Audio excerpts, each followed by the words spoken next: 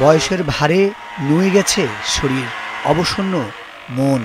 একবার টান দিলেই হাঁপিয়ে ওঠেন, তবুও থেমে যাননি মোস্তাকিন আলী। বয়স ৭০ বছর। দীর্ঘ ৩৫ বছর ধরে সংসার চালাতে তিনি বুক দিয়ে টানছেন তেলের ঘানি। গরু কেনার সামর্থ্য নেই তার। জীবনের অদম্য লড়াই যেন আটকে আছে কাঠের গুঁড়ি আর ভারী পাথরের চাপে।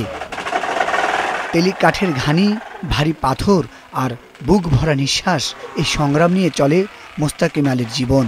পাশে থাকেন স্ত্রী সকিনা বেগম। দিনে ৫ কেজি সরিষা ভেঙে যা মেলে ১ লিটার তেল আর কিছু খৈল বাজারে বিক্রি করে হাতে থাকে ২ থেকে ২৫০ টাকা। তা দিয়ে চালাতে হয় সংসার। ২ মুঠো আহার জোগাতেই তার এই পরিশ্রম। মোস্তাকিন সকিনা ৪ মেয়ে ৩ ছেলে। এর মধ্যে ২ ছেলে চোখ ও বুদ্ধি প্রতিবন্ধী।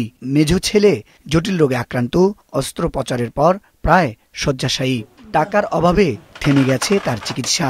আর সেই অসুস্থ ছেলের স্ত্রী ও সন্তানদের ভরণ পোষণের দায়ও মোস্তাকিনের কাঁধে। এই ঘানি শুধু সরিষার নয়, এ যেন জীবনেরই ঘানি।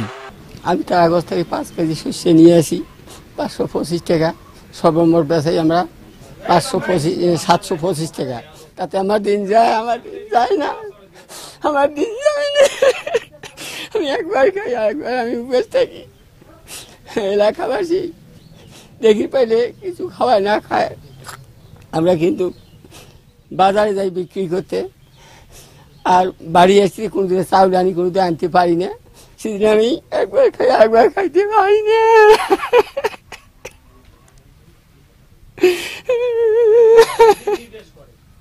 আজ পেলে গাছ ফেলায় হানি টানি বাবা টানতে পারি না। আমরা কুমড়ে ব্যথা, আমার বুকে টুকে সবগুলাতে ব্যথা। আমার খইয়া মেলা বাবা পাই না। প্রতিবন্ধী 2টে মেরালা ঘাড়ত ব্যথা, তাও আমার ঘাড়ত পাইছে। নীলফামারীর কিশোরগঞ্জ উপজেলার উত্তর দোরাকুটি পাগলাটারি গ্রামের বাসিন্দা মোস্তাকিন আলীর ঘরে এবার হয়তো কিছুটা হাসি ফুটবে। দূর হবে তার শারীরিক পরিশ্রম। বিএনপির ভারপ্রাপ্ত চেয়ারম্যান তারেক রহমানের পক্ষ থেকে তাকে 2টি ব্যাটারি চালিত অটো ভ্যান ও আর্থিক সহায়তা প্রদান করা হয়।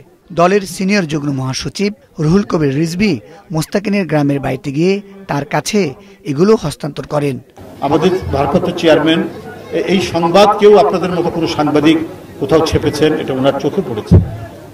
যে সহযোগিতা আমরা করলাম ভারপ্রাপ্ত চেয়ারম্যানের পক্ষ থেকে, সেটা হয়তো খুব বড় কিছু নয়, কিন্তু একটা সামান্য একটু কন্ট্রিবিউট করা, কিন্তু এটা আমাদের তালিকায় এটা থেকে যাবে। এছাড়া প্রশাসনের পক্ষ থেকে বৃদ্ধ মোস্তাকিনকে সহায়তার আশ্বাস দেওয়া হয়েছে। উপজেলা প্রশাসনের পক্ষ থেকে যা যা করণীয় বা যেটি করলে তার পরিবারকে আসলে স্থায়ীভাবে একটা টেকসই রূপান্তরের মাধ্যমে তাকে একটা সুন্দর জীবনে আমরা নিয়ে আসতে পারবো, আমরা সেই চেষ্টাটি করার চেষ্টা করব।